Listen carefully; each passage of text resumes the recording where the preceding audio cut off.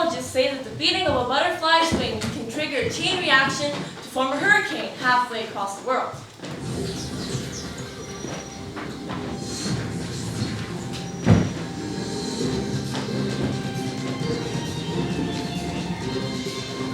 So, we can expect sunny skies for the next 3 days. After the gorgeous weather with a tanning index of 10. Our weather right now is dominated by a sweet and generous high pressure system that should keep us happy for a good long time.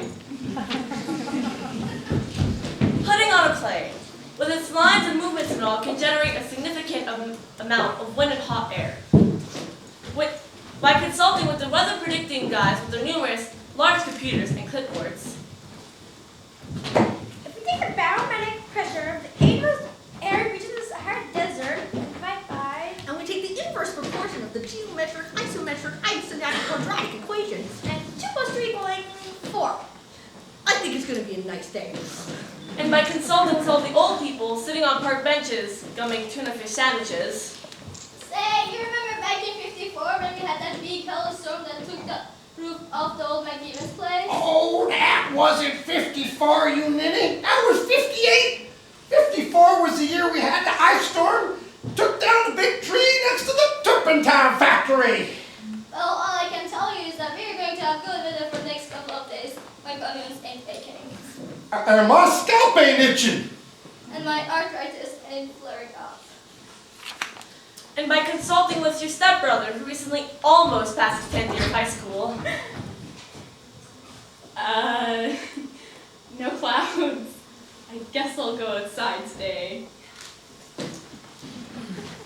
By consulting with all these expert opinions, you can see the kind of disastrous weather putting on a plane can trigger.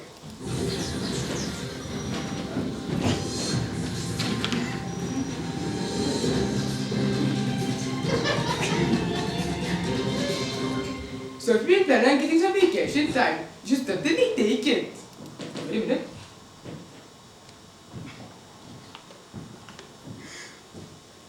This just in, a sudden disturbance in the airflow has radically changed the forecast. Forget everything I just said. Rain, snow, sleet, hail, high winds, all about to cover us in less than 24 hours. Expect massive error, which is normal.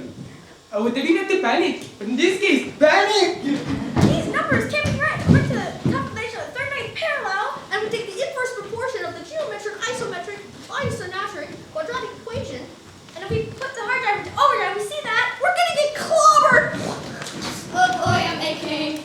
Mother Mercury, my bunions are about to explode. Do you see that vein on my forehead? Feel it pulsing? It hasn't pulsed like that since the winter of '02. Run for your lives, you old coots! Head for the bingo hall and crawl under a table if you know what's good for you. It's getting kind of cloudy. I'll stay inside. Mother Nature's fury unleashed. Listen to that wind howl! Look at the size of that hair! We're never going to survive this! Causing massive power outages. Who turned out the lights? Fear and trembling in the streets, weather-induced chaos and pandemonium, all because...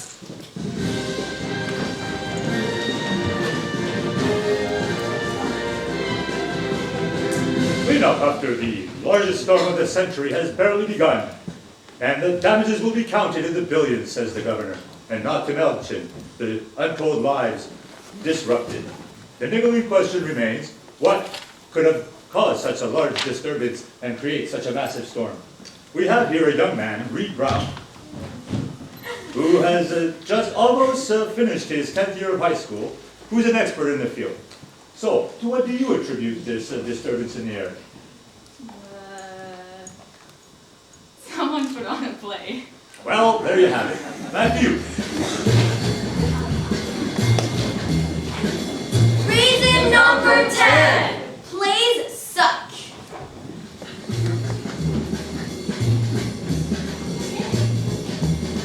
Reason Number 11.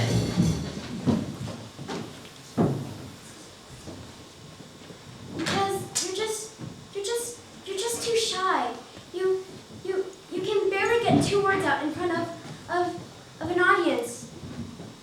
Whenever you have oral presentations in class, you just take a 0.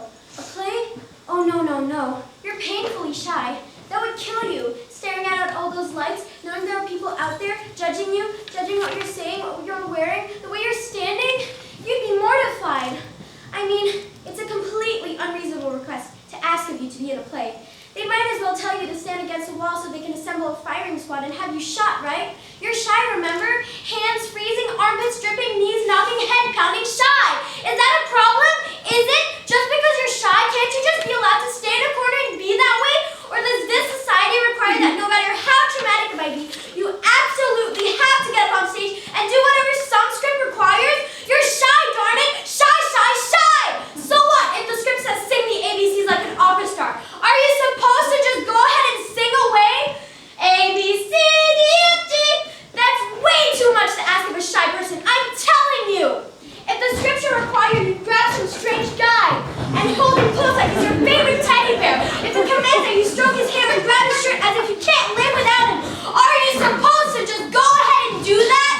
No! You're too shy! If the script calls for you to kiss him passionately... No, wait! I'm saying stop! You see? He's too shy for that, and so are you! You just can't be in a play, and you can't sing opera, and you can't grope some guy, and you just can't possibly make a fool out of yourself in front of a crowd because you're just way too amazingly, incredibly, pitifully...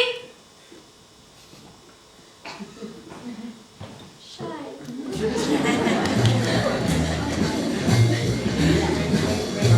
Reason number 12. Your great Aunt Gladys. Great Aunt Gladys, now 97 years old, is an amazing woman, according to the local family lore.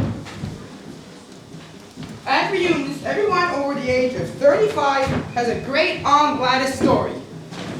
Well, that Gladys, she used to be a trapeze artist with the Ringling Brothers Circus. I once saw her do a triple flip, land on the back of a stampeding elephant, while never losing a petal of the rose she had clenched in her teeth. What a woman! Aunt Gladys, White Staff represent once. Did you know that? Richard Nixon refused to debate her because she was just too darn tricky for him. What an inspiration. Did you know Great Aunt Gladys could do 350 push-ups at the age of 65? A wonder! One Thanksgiving, she ate the entire turkey herself, plus all the fixings. A marvel. What is Great Aunt Gladys to you? To them, to the family she is, Super duper! To you, she is. a surly old lady with the face of a dry crab apple. Every part of her looks exactly 97 years old.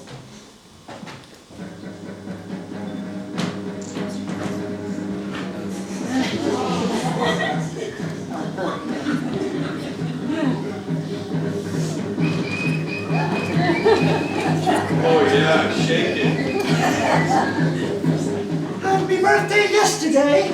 It's stunk. Every part of her looks antique, except her back. Her back is so straight, you'd swear she had a 2x4 surgically implanted.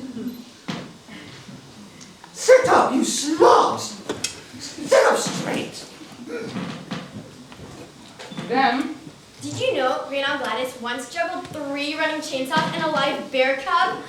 A furry little mammal lipped me too. She's splendiferous! To you, Great Aunt Gladys is. this inspirational, marvelous, wonderful, delightful, Push-upping, elephant landing, super debating. ambidextrous, linguistically gifted, turkey gobbling, whiz-banging woman. What is she to you? You better believe I kept my back straight through the whole routine too. The Posternazi. Apparently, she has. Apparently, Great Aunt Gladys no longer able to juggle chainsaws or eat whole turkeys. I still have all my teeth. Look at these choppers.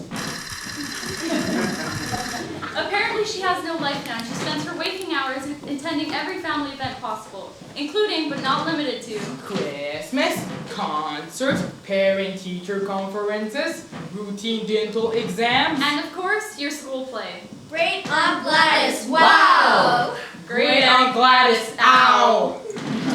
Okay, so you were in a play, and you just finished it, and you had 3 roles: a shrub, a frog, and a Martian. And now that the play is over, you must face her if you hope to remain a member of the Kinderslagen clan. Yes, you and Great Aunt Gladys, who never married, do share the same surname, Kinderslagen. Pam, where are you going? You must go talk to her. She scares me. Ask her what she thought of your show. I'll have You should be ashamed. Did you know she once swam the entire English Channel underwater? Aunt Gladys, Aunt Gladys, she's amazing, she's astounding, forever. One day going to look at me and I will turn to stone. Oh, now. Where is me great-great-grandniece, Pamela Kinderslogan? I'll be in the other room. The stomp from Great Aunt Gladys is like a notice from the IRS. Don't ignore it. Well, hello yourself, young lady. Stand up straight. You are a Kinderslogan, aren't you? Yes, sir, ma'am. How did you get to play with it? Oh, I hated it. You slouched throughout. Well, you see, in the first part of the shrub, a curved shrub. And what, pray tell, were you in the second part? You were some kind of bent over thing. Oh, bent over. You mean when I said, When you said that line. yeah, Lord? That's the one. And what about that third part? When you have Pipe cleaners? pipe cleaners shoved in your head. Yeah, well, the second part was the frog roll. Frogs, you see, have some sort of curved backbone, and the third one was my Martian roll, except that didn't sort of start with frogs because, Well, and you slouched through that whole part as well. well, the director told me to. Director? Who is this crackpot director? I want to meet this nut. The last thing you want is for your great Aunt Gladys to meet your director, who happens to be a fairly nice guy with only minor delusions of grandeur. Darlings, for this play, you must remember that I am God. You are my planets, all revolving around me, the sun, the center of your solar system. I allow your days to be days, your nights to be nights, your everythings to be everything. In short, do exactly as I say. Yes, Pamela? Yes, Mr. Gray? Pamela, at the end, when you play that Martian, you must slouch a bit more. I want to meet this nut job of a director that wants you to adopt bad posture and besmirch the good name of Kinderslogan. Pamela, and the frog character, it must be very slouchy. Pamela, if you want to play a frog with dignity and stand up straight. But, You'll be caught, but in the dictates of your director, Mr. Gray. And the third, the shrub must be bent, crunched, hunched, very, very slouched. And the commands of the most holy member of the Kinderslogan family. In danger of violating sacred family ties. Pamela, are you listening? Pamela, tell him you won't play a shrub. Aunt Gladys, forever, forever, forever. Tell him you won't play a shrub. You'll play a tree, a nice, straight, foliage-filled tree. That's what I say. well, You'll be caught. Conflicted. In danger of violating sacred. So, Pamela, what are you going to tell this director of yours? well, you see, Stand up straight. Speak up. Great Aunt Gladys, you're an amazing woman, and you've climbed the Alps 13 times blindfolded, but I have to slouch when the director tells me to slouch.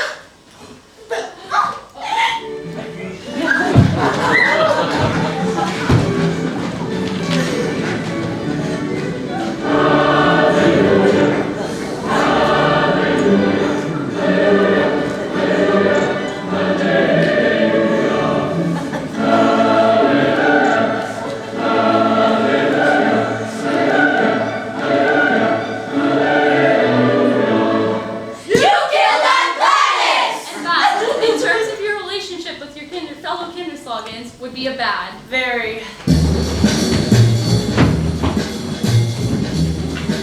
Reason Number 13.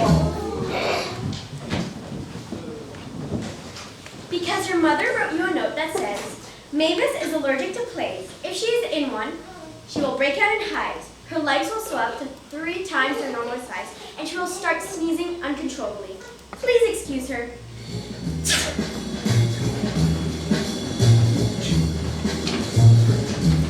Reason number 14. For once, you'll be done with your play. You'll think, that wasn't so bad. We did pretty good. And then you'll go to the cast party that night. You'll have pizza with the crew. And then you'll figure, that was pretty fun. And there was all kicks and giggles. And then you'll walk home. And you'll walk in the door and have this conversation with your mother.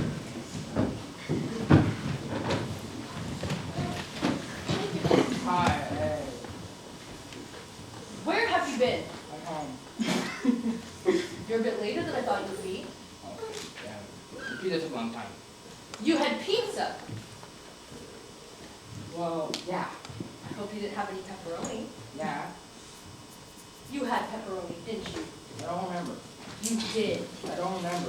If you're telling me you don't remember, then you went ahead and had it anyway, which always gives you the gas.